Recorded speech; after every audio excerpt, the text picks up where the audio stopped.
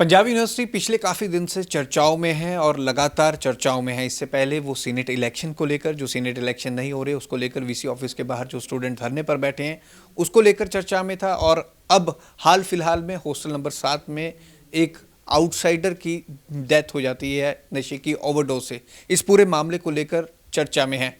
इस पूरे मामले के आने के बाद एक चर्चा ये भी छिड़ गई है कि पंजाब यूनिवर्सिटी में इजीली ड्रग्स आ जाती हैं, बच्चे हॉस्टल में नशा भी करते हैं।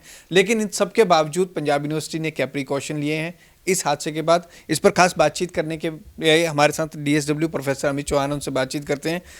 सर, एक आउटसाइडर की डेथ होती है पंजाब यूनिवर्सिटी के हॉस्टल में, ये कैसे हुआ इंसिडेंट? इस पूरे प्रकरण पे आप लगातार मीटिंग भी कर रहे हैं, कौन इसके लिए जिम्मेदार था? क्या ये मामला निकलकर सामने आया? नहीं, देखिए, पहले तो हमें दुख है जो भी हमारा पुराना स्टूडेंट था, जैसे पता लगा है, बच्चा था जो एक्सपायर हुआ है। इसमें देखिए, ये कहना जिम्मेवारी तो देखो सभी की है, कलेक्टिवली हमारी कहीं ना कहीं एक पूरी व्यवस्था में कह लीजिए, बच्चों की तरफ से भी, कहीं तो हमारे पूरे सिस्टम में एक जिसमें हम सारे ही हैं मतलब। लेकिन उसमें हम ये कहेंगे कि देखिए, मान लो कि कोई बच्चा आ रहा है तो जो रेजिडेंट हैं हमारे, उनकी भी एक जिम्मेवारी है कि वो बच्चे आ रहे हैं तो कम से कम गार्ड को बता दे। लेकिन इस तरह की घटनाएं जो हैं गार्ड को बता भी देंगे फिर भी वो क्या हो जाएगा।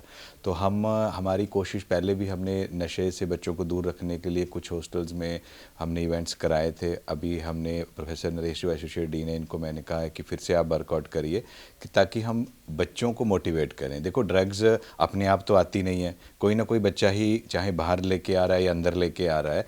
तो हमें सबसे पहले तो उनको सेंसिटाइज़ करना है।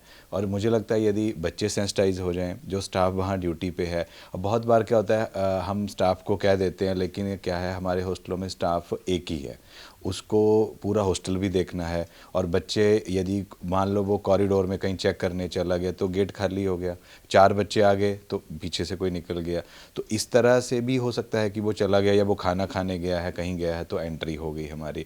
तो उसमें भी हम कोशिश कर रहे हैं कि जैसे हमारे गर्ल हॉस्टलों में क्या एक अटेंडेंट होता है, गार्ड अलग है, अटेंडेंट हमारे पास, लेकिन बॉयज़ हॉस्टलों में हम देख रहे हैं अटेंडेंट नहीं है।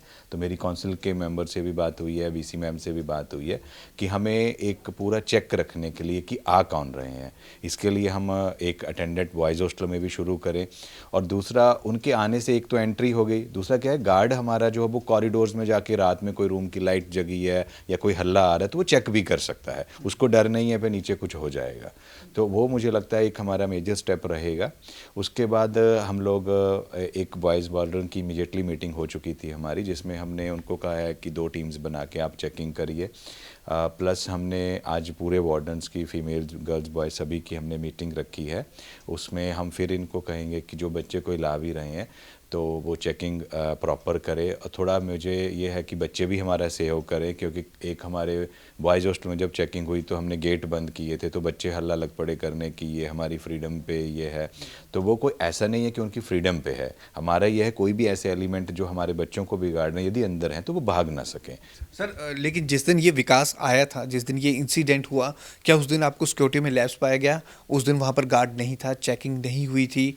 वो कहते हैं कि नशा भी वो स्पेशली वो लेकर गया, और 3 बार वो आता है, अलग अलग टाइमिंग पर आता है, रात को 9:30 बजे, 1 बजे, उसके बाद 3 बजे वो आता है। और ये तीनों ही बच्चे आउटसाइडर थे। नहीं, देखिए, बच्चे जो ऐसा है कि जो पहले ये था हमें कि ये बच्चे हमारे शायद पुराने स्टूडेंट रहे हैं जो जिसकी भी डेथ हुई है। तो कई बार क्या होता है कि क्योंकि हमारे हॉस्टलों में 3 दिन के लिए विजिटर्स अलाउड हैं, तो गार्ड को यूँ कई बार होता है जी पुराना स्टूडेंट है, कई बार बच्चे कह देते हैं कि रिन्यू कराना है मैंने, क्योंकि हमारे यहाँ क्या है, हमने बच्चों की रिक्वेस्ट पे 30 नवंबर तक एक्सटेंशन दी हुई है रिन्यू कराने की। तो वो गैप पीरियड भी था अभी कि जी मैंने तो रिन्यू कराना है अभी, तो इसलिए गार्ड ने चाहे पूछा भी हो, उसने कह दिया और रिन्यू होना है, तो वो भी एक इंसिडेंस हो सकता है। या गार्ड उस टाइम था वहाँ पे या कहीं और गया हुआ था, क्योंकि एक गार्ड है, सब जगह जाना है उसने, तो वो भी एक पॉसिबिलिटी है।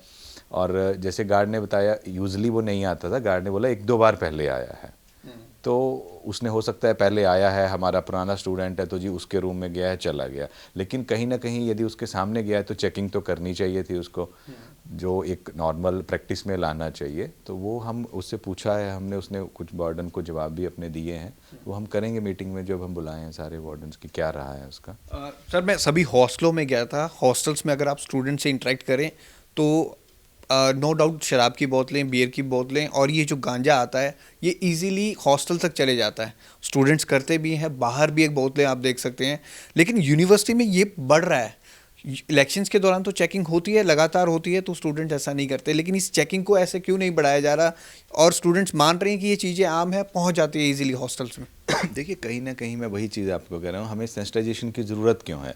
अब हमारे पास मान लो किसी हॉस्टल में 200 कमरा है, किसी में 400 भी है, चाहे अब देखिए 5 बजे स्टाफ चला गया हमारा ऑफिस का, अब उसके बाद हॉस्टल किसका है, बच्चों का है। यदि मान लो मेरे घर में ऐसा कुछ हो रहा है तो मेरी भी तो जिम्मेवारी है ना, मैं वार्डन को बताऊं। आपको तो बता दिया, कितनी बार उन्होंने बच्चों ने वार्डन्स को बताया, या इवन सारे पॉलिटिकल बच्चे रह रहे हैं और काउंसिल है हमारी, उनको भी किसी ने नहीं बताया।